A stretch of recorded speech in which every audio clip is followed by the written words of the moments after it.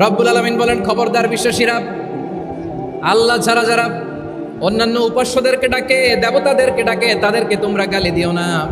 ওই সমস্ত দেবতাদেরকে যদি তোমরা গালি দাও তাহলে তারা আল্লাহকে গালি দিবে, ঠিক কিনা বলেন? আমরা দেবতাদের গালি দিলে ওরা আল্লাহকে গালি দিবে। রব্বুল আলামিন বলেন, খবরদার দেবতাদেরকে গালি দিও না, তাহলে ওরা তোমার রব আল্লাহরে গালি দেবে। প্রতিটি জাতির জন্য তাদের কাজকে আমি আল্লাহ সুশোভিত করে রেখেছি, তারা সবাই একদিন আমার কাছেই ফিরে আসবে। এরপর আমি রব্বুল আলামিন তাদের আমলনামা তাদেরকে জানিয়ে দেব। সুবহানাল্লাহ পড়ে। প্রিয় ভাইয়েরা, আল্লাহ তাআলা বলেছেন খবরদার গালি দিও না। আদেশটা কার? আওয়াজ করে বলেন তো। হিন্দুদের দেবতা দেবদেবীদেরকে গালি দেওয়া যাবে না। আওয়াজ করে বলুন প্রিয় ভাইয়েরা, এই আদেশটা কার? এই আপনাদের গলার আওয়াজ।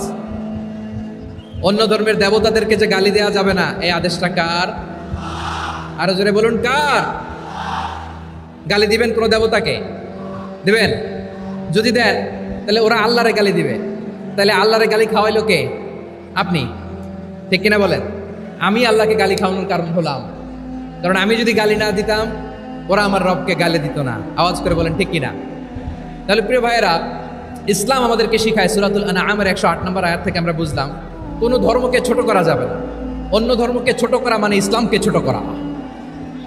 অন্য ধর্মের দেবতাকে গালি দেওয়া মানে আল্লাহকে গালি খাওয়ানো। আওয়াজ করে বলেন ঠিক কিনা? খবরদার, এটা করা যাবে না। আর অন্য ধর্মের দেবতাকে যদি আপনি গালি দেন, ওরা ইসলাম থেকে দূরে সরে যাবে। যাও ইসলামের প্রতি আকৃষ্ট হয়েছিল আর কোনোদিন ইসলামের ধারে কাছে আসবে না। আওয়াজ করে বলেন ঠিক কিনা? এজন্য কখনো কোনোদিন অন্য ধর্মের দেবতাদেরকে গালি দেওয়া যাবে না। অন্য ধর্মের কোনো দেবতাদেরকে আমরা গালি দিব না, গালি দিব না, বরং ইসলামের beauty, the beauty of Islam, ইসলামের সৌন্দর্যকে আমরা তুলে ধরব। আমরা যদি বিশ্বনবী সাল্লাল্লাহু আলাইহি ওয়াসাল্লামের জীবনের দিকে তাকাই, তাহলে আমি দেখব বিষ্ণু ইসলাম মক্কাতে কিংবা মদিনাতে অন্য ধর্মের লোকদের সাথে খুব পিসফুলি লাইফ লিড করেছেন। হোক মুশরিক, হোক খ্রিস্টান, হোক ইহুদি, বিশ্বনবী সবার সাথে মিলেমিশে ছিলেন। আলহামদুলিল্লাহ বলেন। ইসলাম হচ্ছে পিসফুল রিলিজিয়ান। অন্য ধর্মের প্রতি সহনশীলতার সবক ইসলাম আমাদেরকে দেয়। কিন্তু প্রতিটি মুসলিমের এটা মনে রাখতে হবে, আল্লাহর কাছে পছন্দনীয় গ্রহণযোগ্য ধর্ম, জীবনাদর্শ একটি, সেটা হচ্ছে ইসলাম। আওয়াজ করে বলেন সেটা কি? লালমনিরহাটের ভাইয়েরা আওয়াজ করে বলুন, আল্লাহর কাছে মনোনীত ধর্ম একটি, সেটা কি? এজন্য রব্বুল আলামিন বলেন, ইন্নাদ-দীনা ইনদাল্লাহিল ইসলাম, আল্লাহর কাছে মনোনীত গ্রহণযোগ্য অ্যাকসেপ্টেড ধর্ম মতাদর্শ একটা, সেটা হলো ইসলাম। ইসলাম ছাড়া অন্য কোনো ধর্ম যদি কেউ তালাশ করে, তার ওই ধর্ম আল্লাহ গ্রহণ করবে না। ومن يبتغي غير الإسلام دينا فلن يقبل منه وهو في الآخرة من الخاسرين. Whoever seek anything except Islam, that won't be accepted from him, and he will be loser in the day of judgment. কিয়ামতের দিন ইসলাম ছাড়া কেউ যদি অন্য কোনো ধর্ম তালাশ করেছে দুনিয়াতে, তার এই মতাদর্শ গ্রহণ করা হবে না। and he will be loser, সে হবে লুজার, ক্ষতিগ্রস্ত, হাই হাই কোম্পানির ম্যানেজার। ওর আমও শেষ, সালাও শেষ। আওয়াজ করে বলেন ঠিক কি না? এজন্য ইসলাম পেয়ে আমরা খুশি না বেজার? প্রত্যেক নামাজ শেষে আমরা আল্লাহরে বলি, আল্লাহ রাদিতু বিল্লাহি রাব্বা ওয়া বিল ইসলামি দীনা ওয়া বি মুহাম্মাদিন নাবিয়ান ওয়া রাসূলা। ও আল্লাহ, তোমারে রব হিসেবে পেয়ে আমরা খুশি। ও আল্লাহ, ইসলামকে ধর্ম হিসেবে পেয়ে আমরা খুশি। বিশ্বনবীকে আমাদের রাসূল পেয়ে আমরা খুশি। ঠিক কিনা বলেন? ইসলাম ছাড়া অন্য কোনো ধর্ম আমরা গ্রহণ করব না। ঠিক কিনা বলেন? আল্লাহর কাছে অ্যাকসেপ্টেড রিলিজিয়ান একটা, সেটা ইসলাম। তো বিশ্বনবী সাল্লাল্লাহু আলাইহি ওয়াসাল্লাম মক্কাতে কিংবা মদিনাতে খুব পিসফুলি এক্সিস্ট করেছেন, যে কোনো ধর্মের সাথে মিলেমিশে চলেছেন। তার প্রমাণ আমরা যদি রাসূল সাল্লাল্লাহু আলাইহি ওয়াসাল্লামের বায়োগ্রাফির দিকে তাকাই, তাহলে দেখব তিনি মুশরিকদের সাথে পিস ট্রিটি করেছেন, শান্তি চুক্তি, পিস ট্রিটি, পিস এগ্রিমেন্ট। আপনারা হুদাইবিয়ার সন্ধির নাম শুনেছেন? আমার লালমনিরহাটের কলিজার টুকরা ভাইয়েরা, হুদাইবিয়ার সন্ধির নাম আপনারা শোনেন নাই? 6ষ্ঠ হিজরিতে বিষ্ণু ইসলাম মুশরিকদের সাথে এই ট্রিটি করেছেন, চুক্তি। কাদের সাথে? মুশরিকদের সাথে। আমরা তো মুসলমান বসতে পারি না। আমরা দুই মুসলিম ভাই একসাথে বসে চা খেতে পারি না, গল্প করতে পারি না। বিষ্ণু ইসলাম মুশরিকদের সাথে ট্রিটি করেছেন, হুদায়বিয়ার সন্ধি। এই সন্ধির আগে মক্কা থেকে কেউ মদিনায় যেতে পারে না, মদিনা থেকে কেউ মক্কায় যেতে পারে না, কিন্তু এই সন্ধির পরে ট্রাফিক স্বাভাবিক হয়ে গেল। মক্কার লোকেরা মদিনায় আসতে পারে, মদিনার লোকেরা মক্কায় আসতে পারে। এটাকে বলে সুলহে Hudaibiya, the peace agreement of Hudaibiya, শান্তি চুক্তি। আমরা পৃথিবীতে এখন অনেক শান্তি চুক্তির নাম শুনি, এগুলো সব the piece treaty of Hudaibiya থেকে কপি করা। আল্লাহু আকবার। তাহলে বিশ্বনবী সাল্লাল্লাহু আলাইহি সাল্লাম তিনি যে শান্তিপূর্ণ সহাবস্থানে বিশ্বাসী ছিলেন, মুসলমানেরা যে অন্য ধর্মের প্রতি সহনশীল, তার প্রমাণ হচ্ছে এই পিস ট্রিটি। শুধু তাই নয়, মাইকের সাউন্ডটা একটু বাড়াই দিতে হবে, খুব দুর্বল, একটু মজবুত করতে হবে, আর একটু ক্লিন করতে হবে, আর সবগুলা জায়গায় সাউন্ড যাচ্ছে কিনা একটু ক্রস চেক করতে হবে। হ্যাঁ, পাবেন পাবেন, দিচ্ছে mike operator, is trying his level best, দিচ্ছে। মাইক অপারেটর যিনি আছেন, প্রতিটি জায়গায় প্রতিটি সাউন্ড বক্সে যেন আওয়াজ পাওয়া যায়, একটু ক্রস চেক করেন, সাউন্ডটাকে একটু স্ট্রং করে দেন। হ্যাঁ, ঠিক আছে, মাশাআল্লাহ। এদিকে তাকান, এদিকে। মক্কার পার্ট গেল, পিস এগ্রিমেন্ট করলেন, শান্তি চুক্তি। বিষ্ণু ইসলাম মদিনায় যে কি করলেন? মদিনায় যে বিষ্ণু ইসলাম মদিনা চার্টার করলেন, মদিনা সনদ, সাহিফাতুল মদিনা, এটার বলে মদিনা চার্টার। যে ওয়েস্টে, ইউরোপে, আমেরিকাতে তারা অনেক চার্টার করে, সব চার্টার মদিনা চার্টার থেকে কপি করা। আওয়াজ করে পড়েন সুবহানাল্লাহ। বিষ্ণু ইসলাম মদিনায় গেলেন, মদিনাতে মুসলিম, মুশরিক, ইয়াহুদি, এই তিন ধর্মের লোক মিলে সব স্টেক হোল্ডার যারা আছে সবাইকে নিয়ে বিষ্ণু ইসলাম মদিনা চার্টার করলেন, মদিনা সনদ। পড়েন সুবহানাল্লাহ। শুধু তাই নয়, মক্কাতে বিশ্বনবী পিস এগ্রিমেন্ট করলেন, শান্তি চুক্তি মুশরিকদের সাথে। মদিনাতে যে বিশ্বনবী মদিনা চার্টার করলেন, মদিনা সনদ করলেন ইহুদিদের সাথে। আবার মদিনাতে বিশ্বনবী ইহুদিদের সাথে পিস ডায়ালগ করলেন, ইন্টারফেথ ডায়ালগ করলেন, আন্তধর্মীয় সংলাপ করলেন, যে সংলাপের মূল ভিত্তি ছিল তাওহীদ। মূল ভিত্তি ছিল কি? তাওহীদ। বিশ্বনবী ইহুদিদেরকে ডাকলেন, আহ্বান করলেন, কুল ইয়া আহলাল কিতাবি তাআলাউ ইলা কালিমাতিন সাওয়াইন বাইনানা ওয়া বাইনাকুম আল্লা না'বুদা ইল্লাল্লাহ ওয়ালা নুশরিকা বিহি শাইআন ওয়ালা ইয়াত্তাখিযা বা'দুনা বা'দান আরবাবাম মিন দুনিল্লাহ ফাইন তাওয়াল্লাউ ফাকুলু আশহাদু বিআন্না মুসলিমুন। সুবহানাল্লাহ পড়েন। বিশ্বনবী মদিনার ইহুদিদের ডেকে বললেন, ও ইহুদিরা, শোনো শোনো, আসো এমন একটা আদর্শের প্রশ্নে আমরা একত্রিত হই, যে আদর্শের প্রচার তোমাদের নবীরাও করেছে, আমিও করি। যে আদর্শের কথা তোমাদের পবিত্র ধর্মগ্রন্থগুলোতে আছে, আমার কোরআনেও আছে, সেটা হলো তাওহীদ। আমরা এক আল্লাহ ছাড়া কারো ইবাদত করব না, আল্লাহর সাথে কাউরে শরীক করব না, আল্লাহ ছাড়া কাউরে রব মানব না। পড়েন সুবহানাল্লাহ। তাহলে আমার প্রিয় লালমনিরহাটের ভাইরা, মদিনাতে যে তিনি মদিনা চার্টার করলেন, মদিনা সনদ, পিস ডায়ালগ করলেন, শান্তির সংলাপ, ইন্টারফেথ ডায়ালগ করলেন, আন্তধর্মীয় সংলাপ, যার ভিত্তি ছিল তাওহীদ। সুবহানাল্লাহ পড়েন। তাহলে অন্য ধর্মের প্রতি সব সময় ইসলাম সহনশীল, টলারেন্স। যদি আপনি দেখতে চান ইসলামের নবী বিশ্বনবীর দিকে তাকান, ঠিক কিনা বলেন? আমরা তো সংখ্যালঘুদের রাইটস প্রোটেক্ট করার জন্য কত আইন বানাই, কত বৈঠক করি, কত সংবাদ সম্মেলন করি।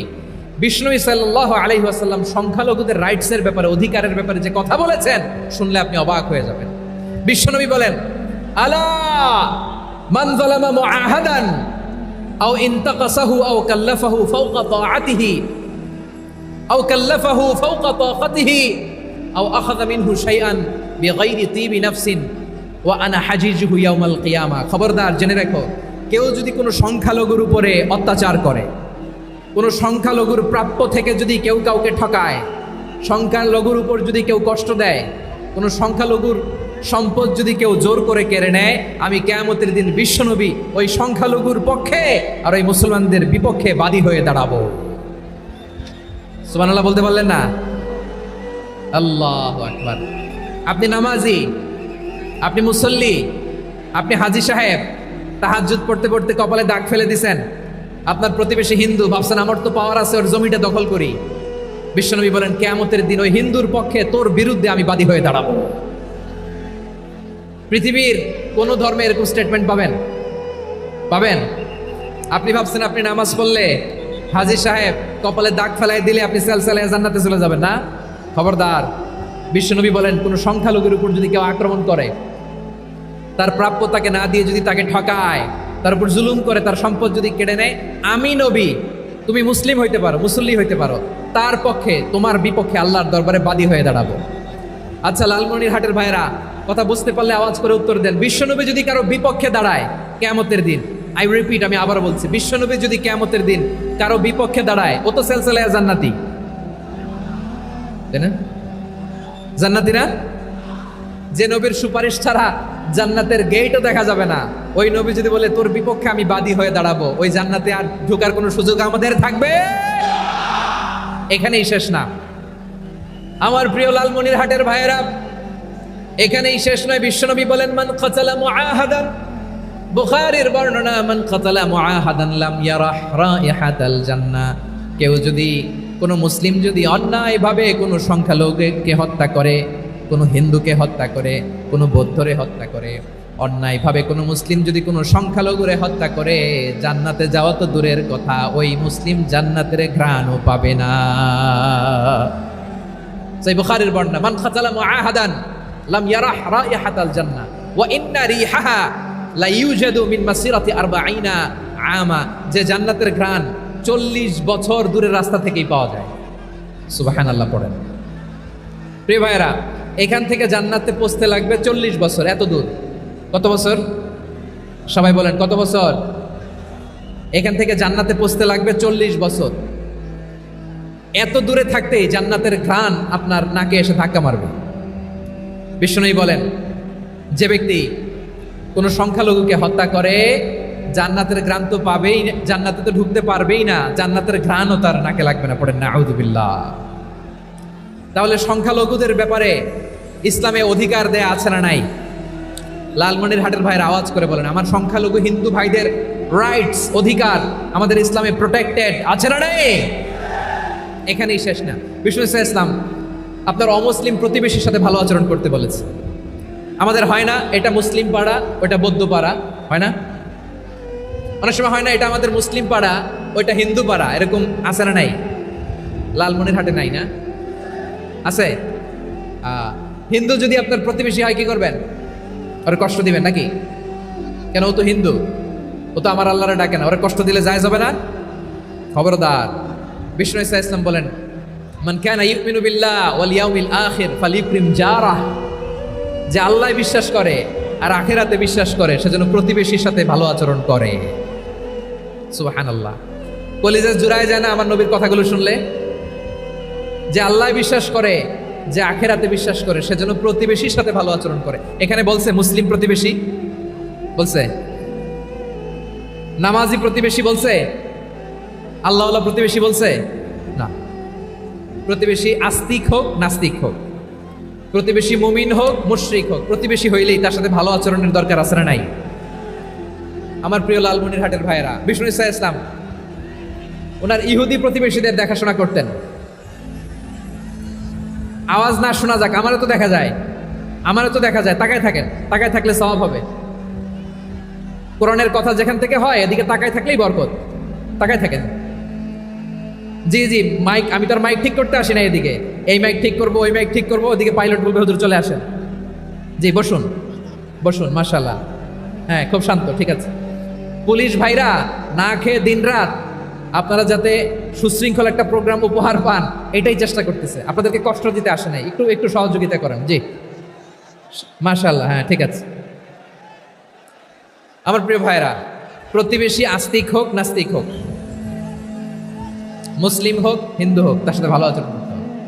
বিষ্ণু ইসলাম ওনার ইহুদি প্রতিবেশীর বাসায় যেতেন। কোন প্রতিবেশী? ইহুদি। আওয়াজ করে বলেন কোন প্রতিবেশী? ইহুদি। এক ইহুদি কিশোর বিষ্ণু ইসলামের খেদমত করতে, ইহুদি ছেলে আমার নবীর খেদমত করতো, তারা ছিল নবীর প্রতিবেশী। তো অনেক দিন হয় ইহুদি ছেলেটা আসে না। বিশ্বনবী খোঁজ দিলেন, ঘটনা কি? একটা ইহুদি ছেলে না আমার খেদমতে আসতো, ছেলেটা কই? খোঁজ নিয়ে জানলেন ছেলেটা অসুস্থ। বিষ্ণু ইসলাম ওই ইহুদির বাড়িতে চলে গেলেন ওই ছেলেটাকে দেখা করার জন্য, ভিজিট করার জন্য। সুবহানাল্লাহ পড়বেন না? গেলেন, যে দেখে ইহুদি ছেলেটা মুমূর্ষ, যান যান যায় যায় ভাব, বিছানায় পড়ে আছে, তার বাবা দাঁড়ানো। বিশ্বনবী তার মাথার পাশে বসলেন, মাথায় হাত বুলিয়ে দিলেন, আর ছেলেটাকে বললেন, আসলিম, হে ইহুদি ছেলে, আসলিম, ইসলাম ধর্ম গ্রহণ করো। তো ছোট্ট ছেলে ভাবে আমরা ইহুদি, এখন ইসলাম ধর্ম গ্রহণ করলে আব্বা যদি বকা দেয়, ফানাযারা ইলা ওয়াজহি আবি, ছেলেটা তার বাবার চেহারার দিকে তাকালো, দেখে আব্বা কি কয়। আব্বা যদি বলে তাইলে ইসলাম ধর্ম গ্রহণ করো। ইহুদি ছেলেটা তার বাবার দিকে যখন তাকালো, ওর বাবা বলে, আতিয়া আবুল কাসিম, আবুল কাসিম যা বলে তাই করো। আবুল কাসিম হচ্ছে বিষ্ণু ইসলামের একটা কুনিয়াত, উপনাম। আমার রাসূলের বড় ছেলের নাম ছিল কাসেম। যেমন দেখবেন আমাদের এলাকায় কারো ছেলের বড় ছেলের নাম যদি হয় আব্দুল্লাহ, এরা আব্দুল্লাহর বাপ বলে ডাকে। কারো বড় মেয়ের নাম যদি হয় ফাতেমা, এরা কি ডাকে? ফাতেমার বাপ বলে না? তো বিষ্ণু ইসলামের বড় ছেলের নাম ছিল কাসেম। ইহুদি বাবা বলল, আতিয়া আবুল কাসেম, আবুল কাসেম যা বলে তাই শোনো, মানে মোহাম্মদ যা বলে তাই শোনো। এই কথা শুনে ছেলে সাহস পাইছে, ছেলে আবার পড়তে আরম্ভ করলো, আশহাদু আল্লাহ ইলাহা ইল্লাল্লাহ ওয়া আশহাদু আন্না মুহাম্মাদার রাসূলুল্লাহ, পড়েন আল্লাহু আকবার। বিশ্বনবীর আহ্বান শুনে ওই আহ্বানে সাড়া দিয়ে ইহুদি ছেলে শাহাদা পড়ে মুসলমান হয়ে গেল। তার হৃদয়টারে ইমানের নূর দিয়ে আলোকিত করে দিল কে?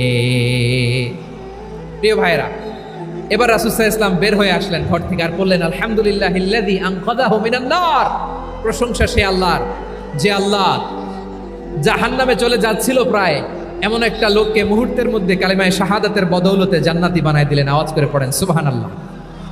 এই হাদিস থেকে আমরা কি শিখলাম? What is the moral of the story?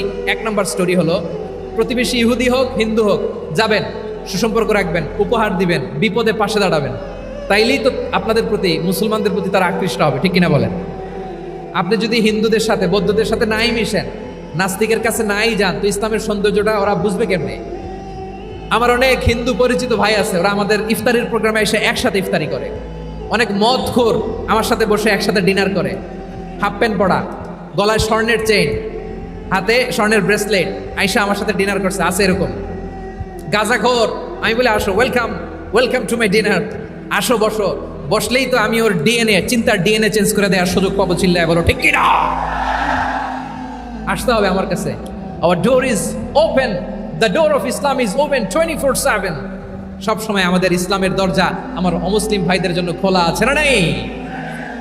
এই হাদিস থেকে দুইটা শিক্ষা। এক নম্বর শিক্ষা, প্রতিবেশী মুসলিম হোক অমুসলিম হোক, যান, অসুস্থ হইলে একটু আপেল নিয়ে যান, আঙ্গুর নিয়ে যান, কমলা নিয়ে যান, তাদের সাথে ভালো আচরণ করেন। ইসলামের বিউটি দেখে, সৌন্দর্য দেখে অবাক হবে, নসিব ভালো হলে কোনোদিন কালিমা পড়ে মুসলমান হয়ে যাবে, ঠিক কিনা বলেন? তাহলে অমুসলিমের সাথে ভালো সম্পর্ক। বিশ্বনবী ইহুদির বাড়িতে গেলেন, ইহুদির বাড়ি, আর আমার মুসলমান ভাই আমার কাফের বলে, এরকম আছে না নাই? মুসলিমরা দেখতে পারে না, সহ্য করতে পারে। বিশ্বনবী সাল্লাল্লাহু আলাইহি ওয়াসাল্লাম ইহুদির বাড়িতে গেলেন, এটা একটা শিক্ষা। আরেকটা শিক্ষা হলো, ভাইরা ধাক্কা মারে এসে সামনে এসে কি লাভ? প্রোগ্রাম তো শেষ হচ্ছে, এখনই শেষ হচ্ছে। তো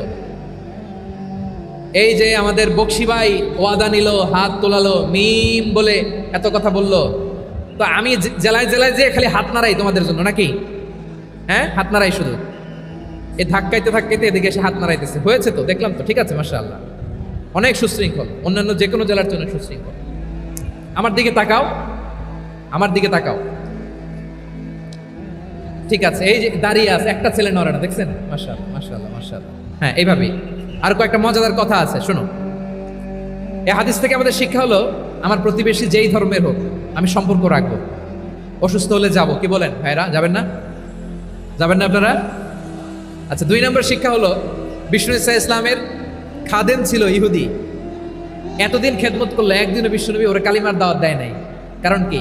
বিশ্বনবী একটা ভালো সময়ের অপেক্ষা করতেছিলেন, প্রপার টাইমিং। দাঈর কাজ হচ্ছে দাঈ ইলাল্লাহ, সে হচ্ছে সুযোগ সন্ধানী। দাঈ সুযোগ খোঁজে, কখন দাওয়াত দিলে ব্যাটে বলে হবে, ঝোপ বোঝে কোপ মারে, ঠিক কিনা বলেন? বিষ্ণু ইসলাম ভালো সময়ের অপেক্ষা করতেছিলেন, দেখি ভালো সময় আসুক আসুক আসুক আসুক। আস্তে আস্তে এমন সময় আসছে, ছেলে এবার মুমূর্ষ। অসুস্থ ব্যক্তির হৃদয় অত্যন্ত নরম থাকে, হসপিটালে যখন কেউ যায় তার হৃদয়টা বড্ড নরম থাকে, মৃত্যুর ভয়ে তার অন্তরটা নরম থাকে, ঠিক কিনা বলেন? এই প্রপার টাইমিং এর অপেক্ষা করতেছিলেন। যখনই টাইমিং পেয়েছেন দাওয়াত দিলেন, পড়ো লা ইলাহা ইল্লাল্লাহ, সুবহানাল্লাহ পড়েন সবাই। তাহলে ইসলাম অমুসলিম প্রতিবেশীর সাথে ভালো আচরণ করতে বলে।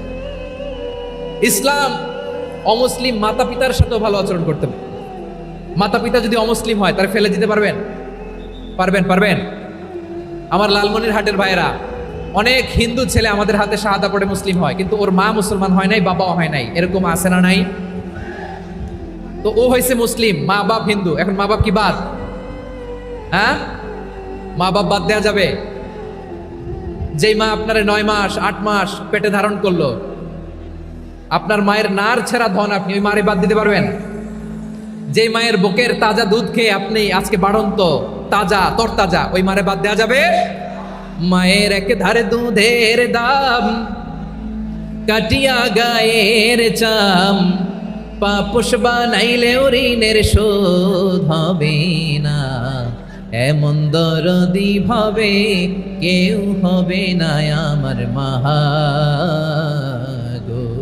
মায়ের এক ধারে দুধের দাম, কাটিয়া গায়ের চাম, পাপোশ বানাইলেও ঋণের শোধ হবে না, এমন দরদি ভাবে কেউ হবে না আমার মা গো। ঠিক কি না? মাকে তো বাদ দেওয়া যায় না। وَقَضَى رَبُّكَ أَلَّا تَعْبُدُوا إِلَّا إِيَّاهُ وَبِالْوَالِدَيْنِ إِحْسَانًا। আল্লাহ বলে অবধারিত 2টা ভার্ডিক্ট তোমাদের জন্য, এক আল্লাহর ইবাদত করবা আর মা বাবার প্রতি ইহসান করবা। আদেশটা কার? মা বাবার প্রতি ইহসান করতে হবে। আমার মা হিন্দু হোক, ভালো আচরণ করতে হবে, বৌদ্ধ হোক, ভালো আচরণ করতে হবে। আমার যে সমস্ত হিন্দু ভাইয়েরা মুসলিম হয়েছে, তোমাদের মা বাবা এখনো মুসলমান হয় নাই, তাদের সাথে ভালো আচরণ করতে হবে। আপনাদের খেদমত নিজে করতে হবে অথবা খেদমতের ব্যবস্থা করাই দিতে হবে। মান্থলি যে খরচ লাগে এটা দিতে হবে। আরে তুমি এখন মুসলিম, তোমার মা বাবা হিন্দু, এখনই তো সুযোগ ইসলামের সৌন্দর্য দেখানো। এখন মা বাবা যদি দেখে আরে এটা হিন্দু থাকতে তো বদমাইশ ছিল, বেয়াদব ছিল, কি এমন ধর্ম সে গ্রহণ করলো যেটা গ্রহণের সাথে সাথে সে পাল্টে গেল? কি এমন ধর্ম সে গ্রহণ করেছে যেটা তার জীবনকে আলোকিত করে দিয়েছে? নসিব ভালো হইলে তারাও কালিমা পড়ে মুসলমান হয়ে যাবে। বিষ্ণু ইসা ইসলামের স্ত্রীর নাম ছিল আয়েশা রাদিয়াল্লাহু তাআলা আনহা, আবু বকর রাদিয়াল্লাহু তাআলা আনহুর মেয়ে। আবু বকর রাদিয়াল্লাহু তাআলা আনহুর আরেক মেয়ের নাম হচ্ছে আসমা। কি নাম? দুজনই আবু বকর রাদিয়াল্লাহু তাআলা আনহুর মেয়ে, আসমা আর আয়েশা। নাম দুইটা কেমন লাগে? আসমা নামটা কেমন লাগে? আয়েশা নামটা কেমন লাগে? সবার ভালো লাগে নাই? নাম দুটো আপনাদের ভালো লাগে? লালমনিরহাটে অনাগত যদি কন্যা সন্তান হয়, যদি মনে চায় আসমা রেখে দিতে পারবেন, যদি মনে চায় আয়েশা রেখে দিয়েন। দেশে বিদেশে এয়ারপোর্টে রাস্তাঘাটে শুধু বলে হুজুর একটা নাম দেন, আমার ছেলের একটা নাম দেন, মেয়ের একটা নাম দেন। তো আমার মনে আছে যশোরের 8 দিনের মাহফিলে আমি 1-2টা নাম দিয়েছিলাম। আজকে লালমনিরহাটের এই প্রোগ্রামে কন্যা সন্তান যদি হয় 2টা নাম দিলাম, আসমা কিংবা আয়েশা। ইনশাআল্লাহ পড়েন। দুজন বোন, এক মায়ের নাম, বাবা এক মা দুইজন। আয়েশা রাদিয়াল্লাহু তাআলা আনহার মায়ের নাম উম্মে রুমান, আর আসমা রাদিয়াল্লাহু তাআলা আনহার মায়ের নাম কুতাইলা বিনতে আব্দুল উজ্জা। আবু বকর রাদিয়াল্লাহু তাআলা আনহু 4টা বিয়ে করেছিলেন। তো একই ঘটনা ঘটেছে এই ফ্যামিলিতে। আসমা ইসলাম ধর্ম গ্রহণ করে মুসলিমা, কিন্তু তার মা কুতাইলা মুশরিকা। আই রিপিট, বোঝার জন্য আমি আবারও বলি, আসমা রাদিয়াল্লাহু তাআলা আনহা মুসলিমা, আর আসমার মা কুতাইলা, আওয়াজ করে বুঝে থাকলে বলেন, আসমার মা মুশরিকা। তার মানে মেয়ে মুসলিম, মা অমুসলিম, ভেজাল আছে না নাই? কিন্তু কুতাইলা আর ধৈর্য ধারণ করতে পারে না। নার ছেঁড়া ধন, কলিজার টুকরা ধন, কলিজার টুকরা সন্তান আসমারে দেখতে বড্ড মন চায়। সাইয়েদনা আসমা রাদিয়াল্লাহু তাআলা আনহা মক্কা থেকে হিজরত করে মদিনায় চলে গেলেন হুদাইবিয়ার পর। যখন মক্কা মদিনার ট্রাফিক স্বাভাবিক হলো, মক্কার লোক মদিনায় যায়, মদিনার লোক মক্কায় আসে। কুতাইলা কলিজার টুকরা সন্তান আসমারে দেখার জন্য কিছু উপহার নিয়ে বিশাল মরুপথ পাড়ি দিয়ে মক্কা থেকে মদিনায় যায়। সুবহানাল্লাহ বলেন। এখন মা আসছে মেয়ের সাথে দেখা করতে, মেয়ে তো আর দেখা দেয় না। মেয়ে ভাবছে আমার মা তো মুশরিকা, অপবিত্রা, তার সাথে কি দেখা দেয়া যাবে? বিশ্বনবীর দরবারে চলে গেলেন। সুবহানাল্লাহ বলেন। কি সৌভাগ্যবান ছিল তারা, মাসলা জানার দরকার হলেই নবীর দরবারে চলে যেত। ঘরে বউয়ের সাথে ঝগড়া হলে নবীর দরবারে চলে যেত। অনেক সাহাবী বলে আমার পেটে ক্ষুধা লাগলেও আমি নবীর কাছে চলে যেতাম, কারণ নবীর চেহারার দিকে তাকালেই আমার পেটের ক্ষুধা মিটে যেত। সাইয়েদনা উসমান রাদিয়াল্লাহু তাআলা আনহু বিশ্বনবীর কাছে চলে গেলেন, যে বললেন ইয়া রাসূলুল্লাহ ইয়া হাবিবাল্লাহ ইন্না উম্মি কাদিমাতুন ইলাইয়া ওয়া হিয়া রাগিবা। আমার মা মক্কা থেকে অনেক দূর মরুর পথ পাড়ি দিয়ে উপহার সামগ্রী নিয়ে মদিনায় আমার সাথে দেখা করতে এসেছে গো নবী। আমার জানতে বড্ড ইচ্ছে হয় আমি আমার মুশরিকা মায়ের সাথে একটু দেখা করতে পারবো কিনা। আফা আসিলুহা, আগে যেমনি আমি আমার মায়ের সাথে ভালো আচরণ করতাম, যেমনি আমি আমার মায়ের সাথে সদাচরণ করতাম গো নবী, এখন আমি মুসলিমা মা মুশরিকা, এখনো কি আগের মতো সদাচরণ করতে পারবো নাকি?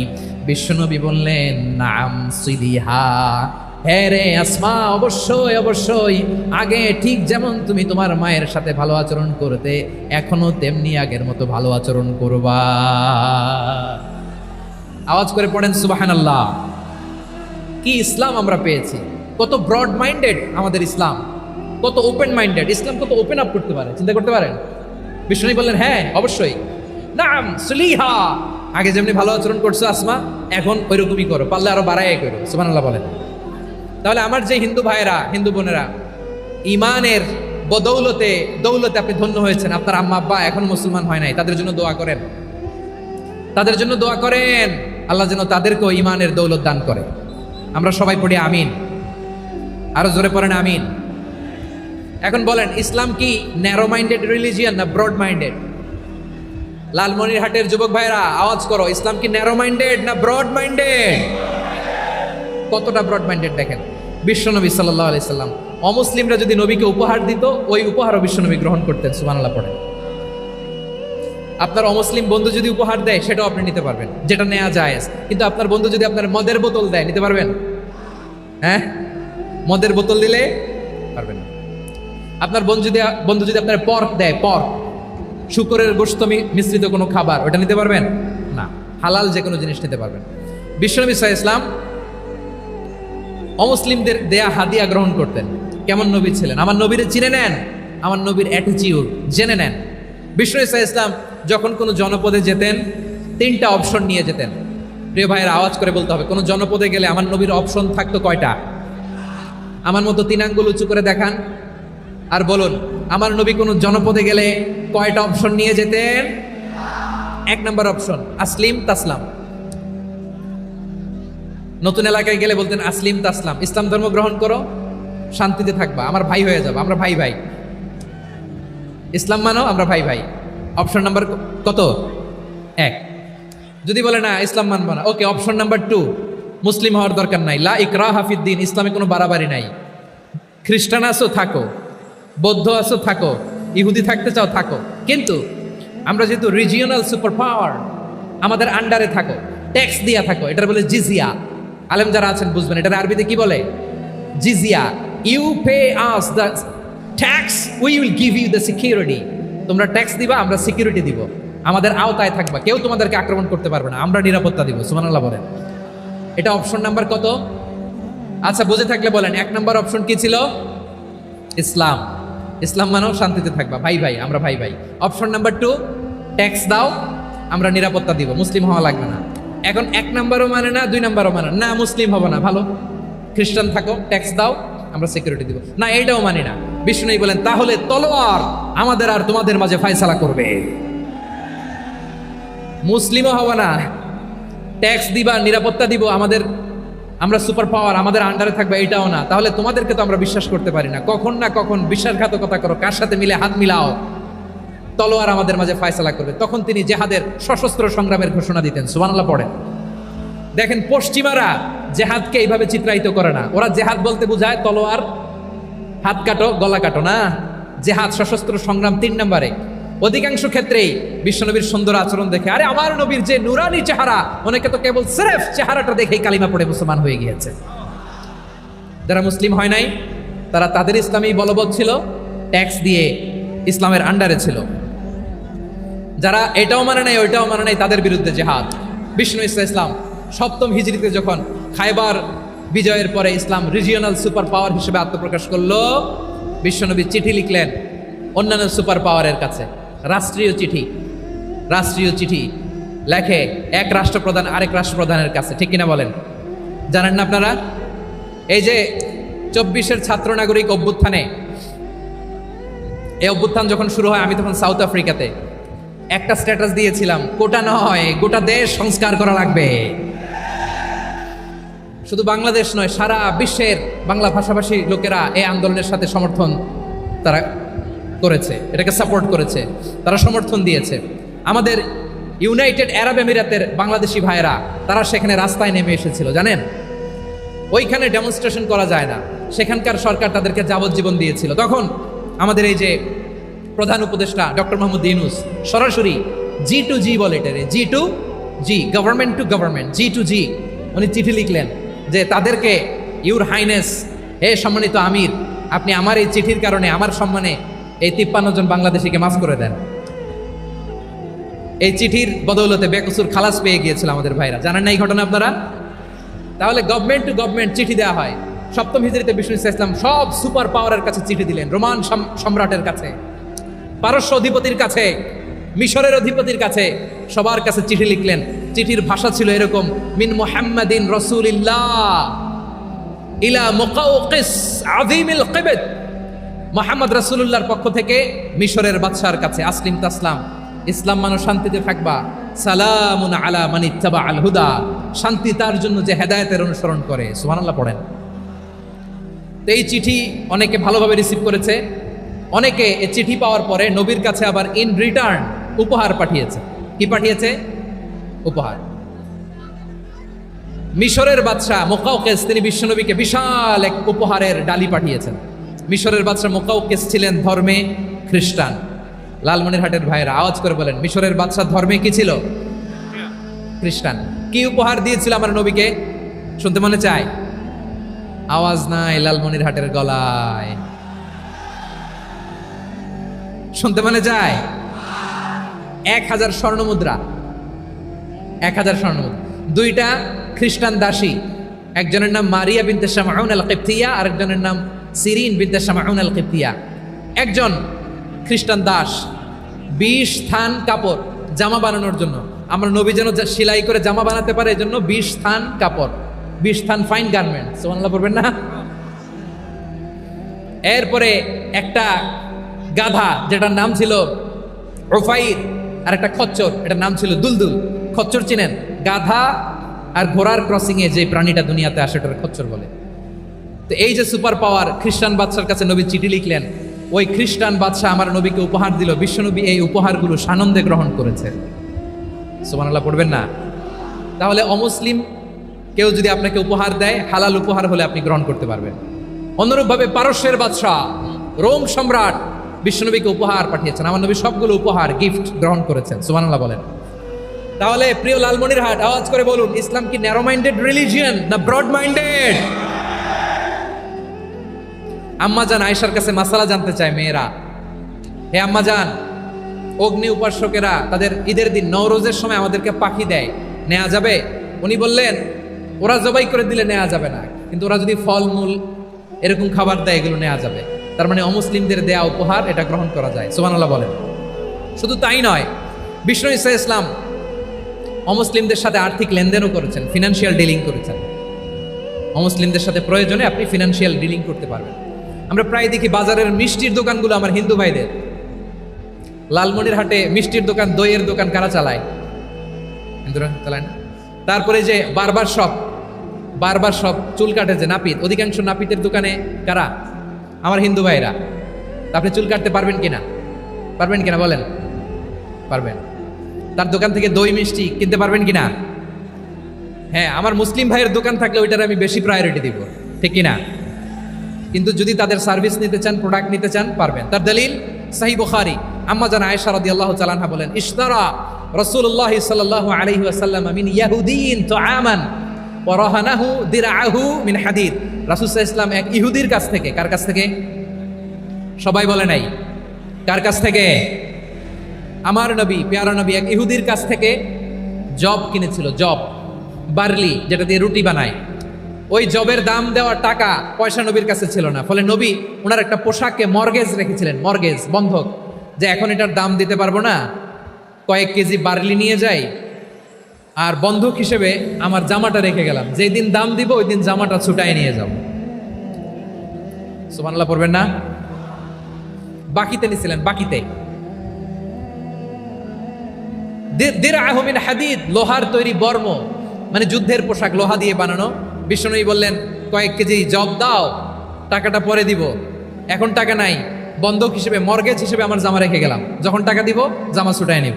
আওয়াজ করে বলতে হবে সুবহানাল্লাহ। এ থেকে বোঝা গেল অমুসলিমদের সাথে ফিনান্সিয়াল ডিলিং করা যায়, অর্থনৈতিক লেনদেন করা যায়, কেনাবেচা করা যায়, প্রোডাক্ট কেনা যায়।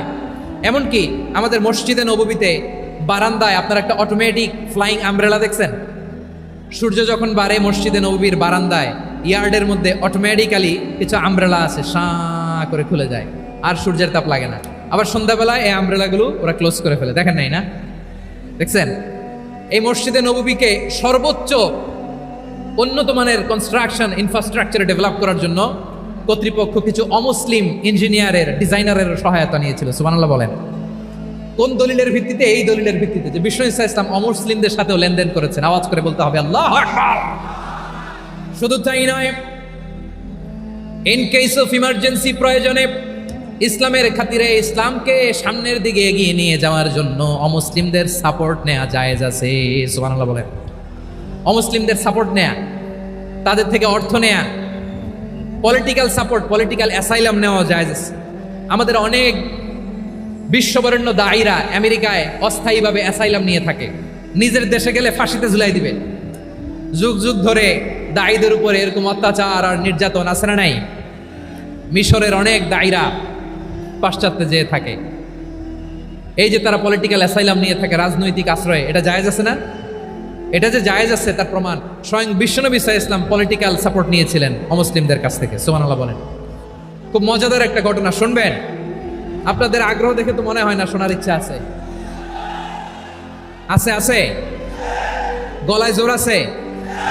লিল্লাহি তাকবীর, লিল্লাহি তাকবীর।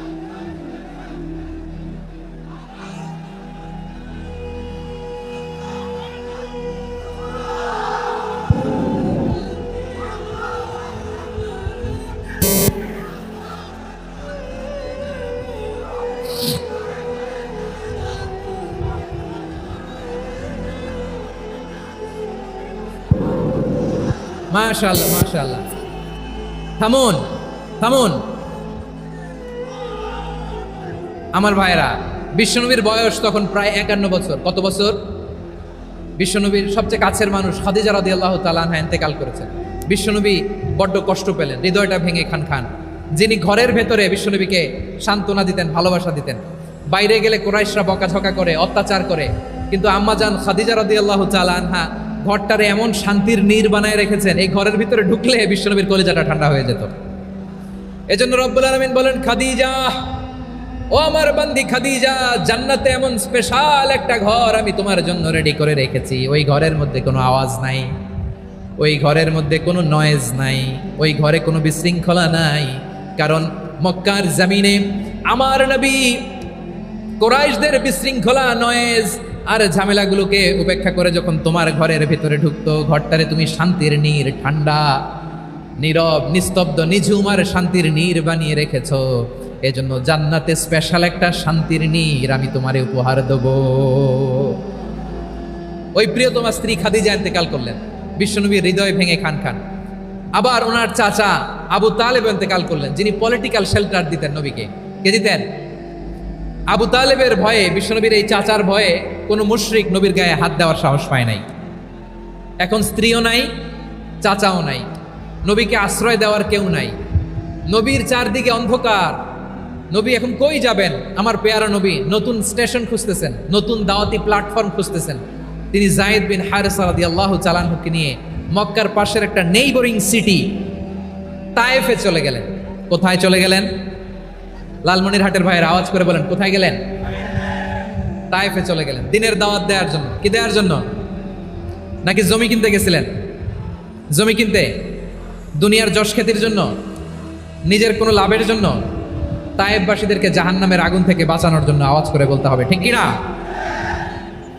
বিশ্বনবী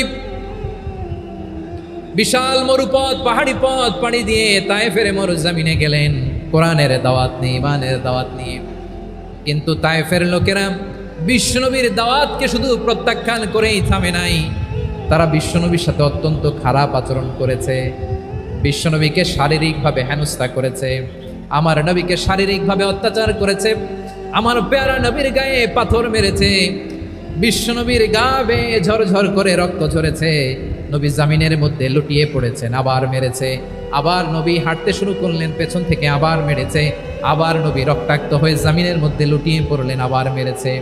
বিশ্বনবীর মতো এত সুশ্রী মানব, বিশ্বনবীর মতো এত শুভ্র মানব, বিশ্বনবীর মতো এমন চমৎকার দেহাবয়ব দিয়ে রব্বুল আলামিন কাউকে বানান নাই। এরকম চমৎকার মানুষটাকে তারা তায়েফের ওই জামিনে রক্তাক্ত করেছে। বিশ্বনবী দুনিয়ার কোনো স্বার্থের জন্য সেখানে যান নাই, নিজের কোনো লাভের জন্য, প্রাপ্তির জন্য যান নাই, তায়েফবাসীদের জাহান্নামের আগুন থেকে বাঁচাতে গিয়েছেন, ঠিক কিনা বলেন? খেয়ে না খেয়ে দিন প্রচারের কাজে নিজেকে দিয়েছ বিলিয়ে, তায়েফের কাফিরেরা চিনল না সে আলো, দুষ্ট ছেলেদের পিছু দিল লেলিয়ে, পাথরের আঘাতে ক্ষত বিক্ষত হয়ে সারা শরীর থেকে রক্ত ঝরে। হে রাসূল তোমাকে ভুলি আমি কেমন করে, হে রাসূল তোমাকে ভুলি আমি কেমন করে। পারেন না আপনারা?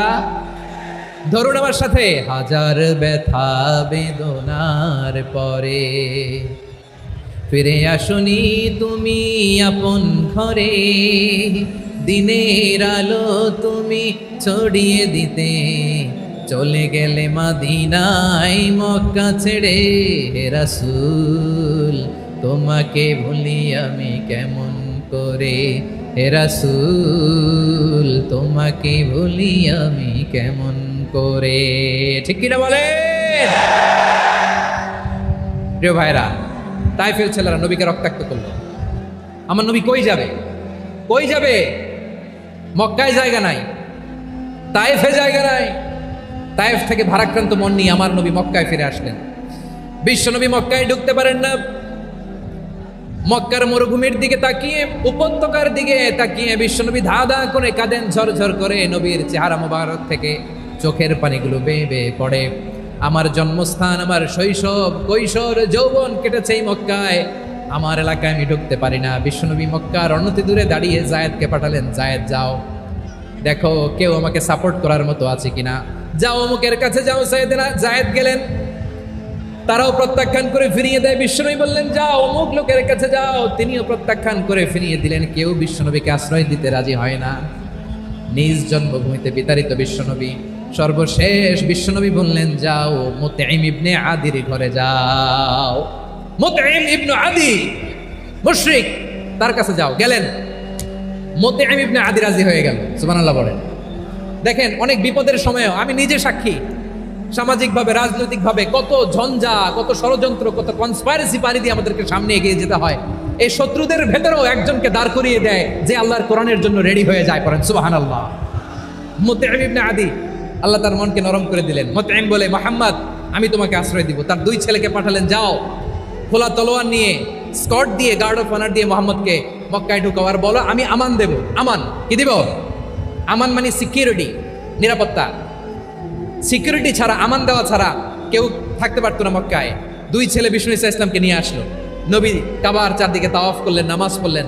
আবু জাহেল, উতবা, শাইবা, ওয়ালিদ ইবনে মুগীরা সবাই দেখে, কেউ কিছু করতে পারে না। কারণ মুতঈম ইবনে আদি ঘোষণা দিয়েছেন আমি মুহাম্মদকে আমান দিয়েছি, মুহাম্মদের গায়ে যেন কেউ স্পর্শ না করে। আওয়াজ করে পড়েন সুবহানাল্লাহ। নবীর এই বিপদকালে মুহূর্তে মুতঈমের হৃদয়টারে নরম করে দিল কে? আচ্ছা, লালমনিরহাটের ভাইয়েরা বলেন, এই মুতঈম কি মুসলিম ছিল না মুশরিক? সবাই বলতে হবে মুসলিম না মুশরিক? তাহলে মুশরিকের কাছ থেকে নবী পলিটিক্যাল অ্যাসাইলাম, আধুনিক রাষ্ট্রবিজ্ঞানের ভাষায় পলিটিক্যাল অ্যাসাইলাম, যেটাকে বলে রাজনৈতিক আশ্রয়, উনার আমান বা নিরাপত্তার এই ঘোষণায় তিনি মক্কায় ঢুকলেন। যতদিন নিরাপত্তা ছিল ছিলেন, মোতেম যখন মারা গেল, বিষ্ণু ইসলাম হিজরত করে মদিনায় চলে গেলেন, সুবহানাল্লাহ। কিন্তু মোতেম যে বিশ্বনবীর উপকার করছে এটা বিশ্বনবী ভুলে নাই। আমাদের অনেকে আছে উপকার করার পরে আর খেয়াল থাকে না, খাওয়ার পরে গলা দিয়ে নামলে আর খেয়াল থাকে না, এরকম আছে না নাই? আমার নবী ভুলে নাই। বদরের প্রান্তরে 70 জন কাফেরকে যখন বন্দি করে বিশ্বনবীর সামনে হাঁটু গেড়ে দাঁড় করানো হলো, বসানো হলো, 70 জন কাফের, কয়জন? বিশ্বনবী তাদের দিকে তাকিয়ে বললেন, সহিহ বুখারীর বর্ণনা, লাউ কানাল মুতঈম ইবনু আদি হাইয়ান সুম্মা কাল্লামানি হাউলাইন নাতনা লা তারাকতুহুম লাহু। বদরের প্রান্তরে 70 জন বন্দি কাফিরের দিকে তাকিয়ে আমার নবী বললেন, আজকে মুতঈম ইবনে আদি যদি বেঁচে থাকতো আর তোমাদের 70 জনের ব্যাপারে যদি মুতঈম এক বাক্যে একটা সুপারিশ করত, তার সম্মানে আজকে তোদের সবাইকে আমি মাফ করে দিতাম। সুবহানাল্লাহ নাই? ওই যে চিল্লাচিল্লি যে কথা বোঝে নাই, কোন জিনিস মিস করছে ওরা নিজেরাও বোঝে নাই। বিশ্বনবী মুতঈমের এই সাহায্যের কথা বলে নাই। 70 জন মুশরিক হাঁটু গেড়ে বসা, নবী চাইলে এখনই এক্সিকিউশন অর্ডার দিতে পারে।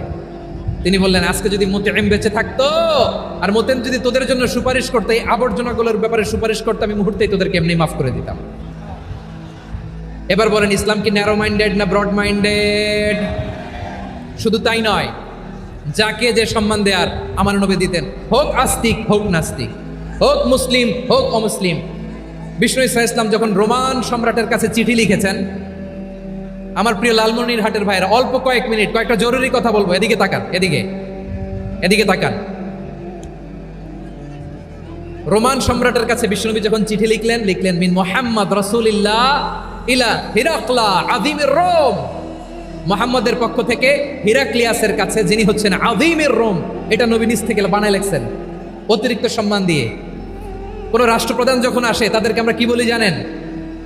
তার নামের শেষে HE এটা লিখতে হয়, H.E. মানে হিজ এক্সেলেন্সি। কি লেখে? হিজ এক্সেলেন্টি, অথবা ইউর হাইনেস, ইউর ম্যাজেস্টি। দেখেন, বিশ্বনবী সাল্লাল্লাহু আলাইহি ওয়াসাল্লাম সব নবীদেরও নবী, তিনি একজন মুশরিক খ্রিস্টান সম্রাট রোমান সম্রাটের কাছে চিঠি লিখতে যায়, লিখতেছে ইলা হিরাকলা আযীমির রোম, হিরাক্লিয়াসের কাছে আমার চিঠি, যিনি রোমের আযীম, হিজ হাইনেস, মানে রোমের অনেক সম্মানিত এক বাহাদুর। আওয়াজ করে বলেন সুবহানাল্লাহ। তার মানে যাকে যে সম্মান দেয়ার এটা বিশ্বনবী দিতেন। এমনকি যেই ইহুদিরা ভালো ছিল, এই ইহুদিদেরও প্রশংসা করেছেন বিশ্বনবী মুহাম্মদুর রাসূলুল্লাহ সাল্লাল্লাহু আলাইহি ওয়াসাল্লাম। এক ইহুদির প্রশংসা করেছেন বিশ্বনবী। ইহুদির কার? আমি তো আমার ভাইয়ের প্রশংসা করি না, আমি তো এক আলেম আরেক আলেমরে স্পেস দেই না, আমি তো এক দায়ী আরেক দায়ীর সাথে বসতে চাই না। আমার নবী ইহুদির প্রশংসা করে। কার প্রশংসা? ওই ইহুদির নাম ছিল মুখাইরিক। সিরাত গ্রন্থ ঘাটলে পাবেন। তিনি বলেছেন, মুখাইরিক খাইরু ইয়াহুদ, Mukhayriq is the best of the Jews. জুইশদের মধ্যে সে সবচেয়ে ভালো। কেন প্রশংসা করলেন তার? এর কারণ মদিনা চার্টারে কথা ছিল সব ধর্মের মুসলিম মুশরিক ইহুদিরা মিলে মদিনাকে রক্ষা করবে। কিন্তু 3য় হিজরিতে যখন উহুদের যুদ্ধ শুরু হলো, সবার কথা ছিল যেই আক্রমণ করে আমরা মদিনাকে বাঁচাবো। কোন শহরকে বাঁচাবো? মদিনাকে। কিন্তু কুরাইশরা যখন অ্যাটাক করলো, ইহুদিরা আর আসে না, ইহুদিরা আর বেরোয় না। বিষ্ণু বললেন, ওহে ইহুদিরা, তোমরা না চুক্তি করলে আমার সাথে যে মদিনা বাঁচাতে সবাই ঝাঁপিয়ে পড়বো, আসো। একটা ইহুদিও বেরোয় না, কেউ আসে নাই সেদিন, একজন ছাড়া। তার নাম মুখাইরেক। তার নাম কি? মুখাইরেক বাহাদুরের মতো ঘোড়সওয়ার হয়ে বেরিয়ে গেলেন এবং বললেন, গোটা ইহুদি সাম্রাজ্যের একজনও যদি না আসে, আমি মুখাইরেককে কেউ ঘরে আটকে রাখতে পারবে না। বেরিয়ে আসলেন, এসে বললেন, আমি মুহাম্মদের পক্ষে যুদ্ধ করব। আমি মারা গেলে আমার সম্পদ আমার উত্তরাধিকারীরা পাবে না, আমার সম্পদ তোমরা মুহাম্মদকে দিয়ে দিবা। সুবহানাল্লাহ বলেন। উহুদের ময়দানে 70 জন মুসলমান শহীদ হলো। এই ইহুদি, সেও মুসলমানের পক্ষে যুদ্ধ করে নিহত হলো। সুবহানাল্লাহ বলেন। মুসলিমদের লাশ যখন নিয়ে আসা হলো, এই মুখাইরিকের লাশও নিয়ে আসা হলো। মুসলিমদের লাশের পাশে মুখাইরিকের লাশ দেখে বিশ্বনবী মুখাইরিকের প্রতি অনেক খুশি হলেন। আর বিশ্বনবী খুশি হয়ে বললেন, মুখাইরিক খায়রু ইয়াহুদ, মুখাইরিক যদিও তুমি ইহুদি, তারপরেও তুমি সব ইহুদিদের মধ্যে সেরা ইহুদি। পড়েন সুবহানাল্লাহ। আমার নবী ইহুদিকেও সম্মান দিতে কার্পণ্য করে নাই। আওয়াজ করে বলেন আল্লাহু আকবার। প্রিয় ভাইরা, এবার সর্বশেষ আওয়াজ করে বলেন, ইসলাম কি ন্যারো মাইন্ডেড নাকি ব্রড মাইন্ডেড? সবাই বলেন, ন্যারো মাইন্ডেড না ব্রড মাইন্ডেড? এজন্য অমুসলিম হইলেই তারা আমাদের শত্রু নয়। শত্রু কারা? এই লালমনিরহাটের ভাইরা শোনেন, শত্রু কারা? যে সমস্ত অমুসলিম আমাদেরকে নিশ্চিহ্ন করে দিতে চায়, যে সমস্ত অমুসলিম আমাদের ভূখণ্ড থেকে আমাদেরকে তাড়িয়ে দিতে চায়, যে সমস্ত অমুসলিম আমার ধর্ম নিয়ে তুচ্ছতাচ্ছিল্য করে চিল্লায় বলেন ঠিক কিনা, তারা আমাদের শত্রু। সাধারণ অমুসলিমরা আমার শত্রু নয়। এই যে হিন্দুরা থাকে এরা আমার ভাই, বৌদ্ধরা আমার ভাই, খ্রিস্টানরা আমার ভাই, ইহুদিরা আমার ভাই। তারা দিনই ভাই নয়, তারা মায়ের পেটের ভাই নয়, তারা মানবিক দিক থেকে ভাই। ও মানুষ, আমিও মানুষ। ইসলাম মানুষকে সম্মান করে, চিল্লায় বলো ঠিক কিনা। যারা আমাদের অস্তিত্বকে নিশ্চিহ্ন করতে চায়, যারা আমাদের ভূখণ্ডকে দখল করতে চায়, যারা আমাদেরকে নিয়ে মকারি করে, ফান করে, টিটকারি করে, আমার ধর্ম নিয়ে খেলা করে, তাচ্ছিল্য করে, ওদের বিরুদ্ধে আমাদের জিহাদ। সাধারণ মুসলিম আমাদের শত্রু নয়। আপনি জানেন নিউ ইয়র্কে, আমি তো নিউ ইয়র্কে ছিলাম অনেকদিন, ওখানে ফিলিস্তিনিদের পক্ষে যখন আমরা মিছিল করেছি, অনেক ইহুদি আমাদের সাথে মিছিলে দাঁড়িয়েছে। কারণ ওরাও জানে এই ভূখণ্ড ফিলিস্তিনিদের ভূখণ্ড। আওয়াজ করে বলো লালমনিরহাট ঠিক কিনা। ইসরায়েলের রাজধানী খোদ তেল আবিবে অনেক ইহুদিরা বেঞ্জামিন নেতানিয়াহু তার বিরুদ্ধে মিছিল করেছে। তো তারা কি আমাদের শত্রু? না। অনেক খ্রিস্টান আমাদের সাথে আমাদের স্বার্থ রক্ষায় আমাদের পাশে দাঁড়িয়েছে। খেয়াল রাখবেন, হিন্দু আর হিন্দুত্ববাদ এক নয়, ইহুদি ধর্ম আর জায়নিজম এক নয়। জায়নিজমের বিরুদ্ধে আমাদের সংগ্রাম, আমাদের জেহাদ, চিল্লায় বলেন ঠিক কিনা। এই যে ফিলিস্তিনের ভাইরা, তারা তাদের স্বাধীনতা সংগ্রামের জন্য লড়াই করছে, করে যাচ্ছে, আমরা এটাকে সমর্থন জানাই, চিল্লায় বলেন ঠিক কিনা।